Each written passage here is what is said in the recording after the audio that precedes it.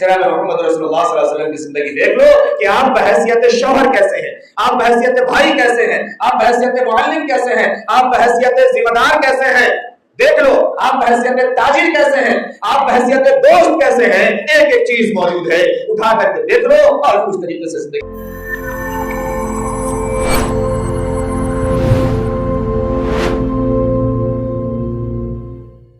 ایک یہ ہے کہ ہمارے سامنے والا جو ہمارا محبوب ہے اس کا مزاج کیا ہے، اسے کیا پسند ہے اور کیا ناپسند ہے،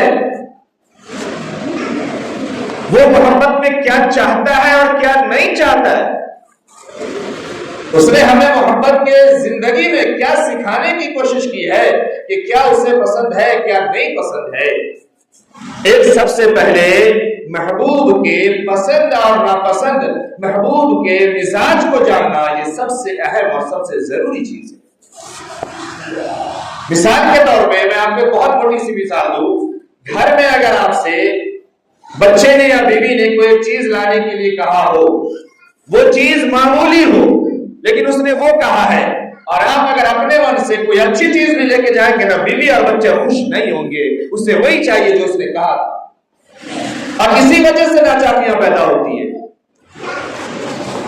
اب اس میں تفصیل ہے، بہت ساری وجوہات ہو سکتی ہیں کہ آپ کی اچھی چیز کیوں ناپسند ہوئی، بہت ساری چیزیں آپ کو اچھی لگی نا، آپ کے حساب سے اچھی ہے نا، اس کی ضرورت کی تو نہیں ہے، اس کے مزاج کی تو نہیں ہے، اس کے خواہش کی تو نہیں ہے، اس لیے مزاج کا سمجھنا بہت ضروری ہے کہ کیا ہم کر رہے ہیں، کیا چاہا گیا ہے، کیا مانگا گیا ہے، کیا تقاضا ہے، ہم وہ کر رہے ہیں یا کچھ اور کر رہے ہیں۔ دوسری چیز، محبوب کا مقام اور مرتبہ کیا ہے۔ ہر کسی کے مقام اور مرتبے الگ ہیں، ماں کا مقام اور مرتبہ الگ ہے، اس کے لیے اس کے حساب کی چیزیں چاہیے، اس کے حساب کا رویہ چاہیے، اس کے حساب کے الفاظ چاہیے، اس کے حساب کے لہجے چاہیے۔ بیوی کا مقام و مرتبہ الگ ہے، بیوی کے لیے الگ انداز چاہیے، الگ ناز و نخرے چاہیے، الگ الفاظ چاہیے، الگ تقاضا چاہیے، الگ چیزیں چاہیے۔ بیٹی ہے وہیں پہ، بیٹی سے محبت کا الگ تقاضا ہے، بیٹی کے لیے الگ الفاظ ہوں گے، بیٹی کے لیے الگ انداز ہوں گے، بیٹی کے لیے الگ چیزیں ہوں گی۔ اسی طریقے سے ہمارے جو بھی محبوب سامنے ہیں، بھائی سے ملنے کا انداز الگ ہے، بھائی سے باتیں کرنے کا انداز الگ ہے، بھائی کے ساتھ اٹھنے بیٹھنے اور کھانے پینے کا انداز الگ ہے، اور دوست ہے اس کا انداز الگ ہے، اس سے گفتگو کا انداز الگ ہے، اس کے ساتھ اٹھنے بیٹھنے کا انداز الگ ہے، اس کے ساتھ جو ہمارے چلنے پھرنے ہیں وہ الگ ہے۔ کیوں؟ محبت نہیں ہے؟ محبت تو بھائی سے بھی ہے نا، محبت تو دوست سے بھی ہے نا، سب سے ہے، لیکن ایک دائرہ ہے، ایک حد ہے کہ کس کا مقام کیا ہے، کس کا مرتبہ کیا ہے، اور پھر کون کیا پسند کرتا ہے کیا ناپسند کرتا ہے۔ ہم سوچیں جب دنیا کی محبت میں یہ اصول لاگو ہے تو جناب محمد رسول اللہ صلی اللہ علیہ وسلم جو امام الانبیاء ہے، اشرف الانبیاء ہے، سید الانبیاء ہے، جو خاتم النبیین والمرسلین ہے، آپ نے پوری شریعت دی، پوری زندگی دی، آپ پر دین کا اختتام ہے، آپ پر محبت کا اختتام ہے، آپ پر قربانی کا اختتام ہے، آپ پر تمام حیثیتوں کا اختتام ہے۔ کیا آپ نے طریقہ نہیں دیا؟ آپ نے مزاج نہیں دیا؟ آپ نے زندگی نہیں دی؟ ایک ایک چیز کو دیا۔ اللہ رب العالمین نے اپنے قرآن مقدس میں اس بات کو بتایا اور سمجھایا، یہی لقد کان لکم فی رسول اللہ اسوۃ حسنہ۔ کیا کرنا ہے، کس کے ساتھ زندگی گزارنی ہے؟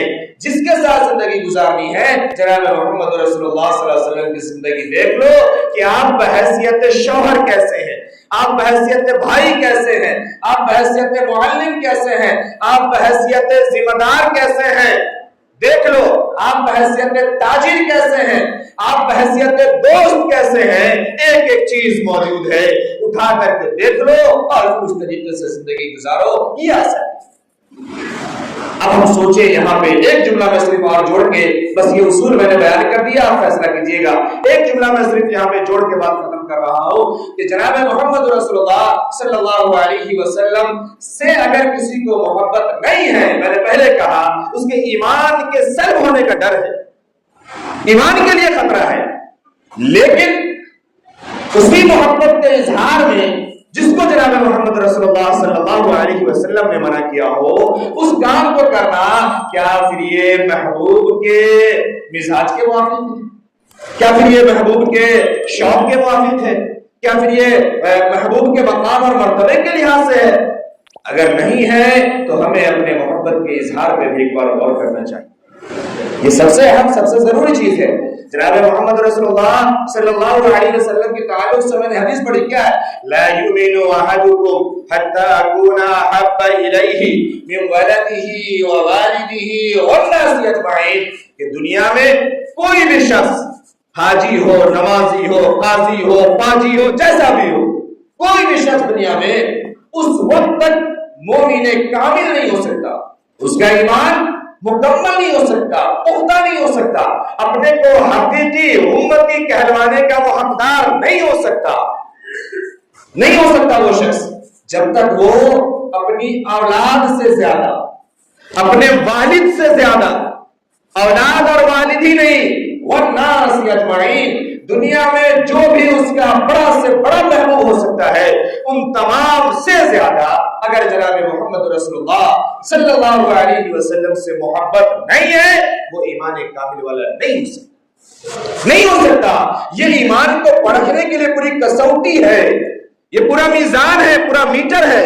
ہمیں چیک کرنا چاہیے کہ کیا ہم اس محبت پر قائم ہیں، اور محبت پر قائم ہے تو محبوب کے کون سے منشے کو ہم پورا کر رہے ہیں، محبوب کے کس مزاج کے اوپر ہم عمل کر رہے ہیں، کون سا کام پسند ہے جس کو ہم کر رہے ہیں اور جس کو خود منع کر دیا گیا ہو، بلکہ شریعت میں منع کر دیا گیا ہو، ہم پھر بھی اس کام کو کریں۔ کیا یہ محبت کا اظہار ہے؟ کیا یہ محبت کا تقاضا ہے؟ نہیں۔ اصل یہ ہے میرے محترم بزرگوں اور دوستو کہ ہماری زندگی میں جناب محمد رسول اللہ صلی اللہ علیہ وسلم کی سیرت داخل ہو۔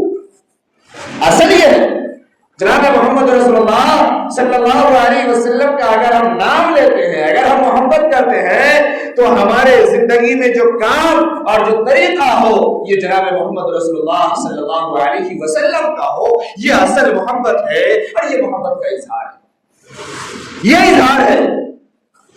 ہم کھا نہیں سکتے، ہم اپنے چہرے نہیں بنا سکتے، ہم اپنا لباس نہیں کر سکتے، ہم صبح شام کے کسی کام کو پورا نہیں کر سکتے اور اس کے بعد ہم اپنے کو امتی کہیں، اس کے بعد ہم اپنے کو محبت کا اظہار کرنے والا کہیں، اس کے بعد ہم کہیں کہ ہم بہت محبت کرتے ہیں۔ سوچے کیا یہ سچی اور حقیقی محبت ہے یا محبت کے نام پر کہیں نہ کہیں ہم دھوکے میں۔ جناب محمد رسول اللہ صلی اللہ علیہ وسلم کی پیدائش عرب کی چٹیر وادی میں بحر احمر کے کنارے جو سب سے لمبا سا خطہ ہے جسے حجاج کہتے ہیں، اس میں دو بڑے ملک، ایک مکہ المکرمہ اور ایک مدینہ المنورہ۔ مکہ المکرمہ ہمارے آقا جناب محمد رسول اللہ صلی اللہ علیہ وسلم کی جائے پیدائش، آپ وہاں پیدا ہوئے۔ مدینہ المنورہ آپ وہاں جا کر کے بسے اور یہ آپ کے وفات کی اور وصال کی جگہ یہ مدینہ المنورہ۔ ایک جگہ بیت الحرام بیت اللہ کعبہ، دوسری جگہ مسجد نبی جناب محمد رسول اللہ صلی اللہ علیہ وسلم کا مسکن اور ہر مومن کے روح کی تسکین۔ اس حرم میں آپ صلی اللہ علیہ وسلم ابھی مادر رحم میں ہیں، آپ کے والد کا سایہ اٹھ گیا، والد دنیا سے چلے گئے، آپ دنیا میں پیدا ہوئے۔ آپ کے پیدائش کے ساتھ تاریخ میں باتیں موجود ہے، لکھی ہے کہ دنیا کا نقشہ بدل گیا، عرب کے حالات بدل گئے، خشک سالی ختم ہوئی، ہریالی آئی، چیزوں کے مزاج بدل گئے۔ اور اس سے پہلے بھی جب آپ مادر رحم میں ہیں اور بی بی آمنہ جب کہیں آتی ہے اور جب کہیں جاتی ہے وہاں کی پوری فضا بدل جاتی ہے، پورا ماحول بدل جاتا ہے۔ ایک ایک چیز تاریخ میں لکھی ہے۔ آپ صلی اللہ علیہ وسلم دنیا میں تشریف لائے۔ ایک جملہ بس میں یہاں پیش کروں، جب حضرت عبداللہ آپ صلی اللہ علیہ وسلم کے والد محترم ابا جان کا انتقال ہوا ہے، اس وقت حضرت عبداللہ کی عمر یہ 18 سال۔ کتنی تھی؟ 18 سال۔ ایک جملہ صرف جوڑ رہا ہوں، زیادہ کچھ نہیں۔ ہمارے یہاں 28 سال کے بعد بھی شادی کی عمر نہیں ہو رہی ہے، اور لوگ پوچھ رہے ہیں کہ شادی کی عمر کیا ہوگی۔ اس سے بڑی دلیل شاید نہیں ہو سکتی۔ حضرت عبداللہ جناب محمد رسول اللہ صلی اللہ علیہ وسلم جب مادر رحم میں ہے اور آپ کے ابو کا جب انتقال ہو رہا ہے تو آپ کی عمر 18 سال۔ ایک جملہ اور جوڑے، جناب محمد رسول اللہ صلی اللہ علیہ وسلم نے فرمایا کہ اولاد کی پیدائش کے بعد اچھا نام رکھنا، اچھی تعلیم دینا، اچھی تربیت کرنا، اور بالغ ہونے کے بعد سب سے پہلا اور سب سے بڑا حق یہ ہے کہ اس کا نکاح کریں۔ آج جب تک 40 سال تک گھر والے کو ہم کھلا نہیں دیتے نا، نمبر ہی نہیں آتا، کوئی سوچتا ہی نہیں۔ آری بات سمجھ میں، اشارے میں سمجھیے جتنا سمجھ سکتے ہو آپ۔ 18 سال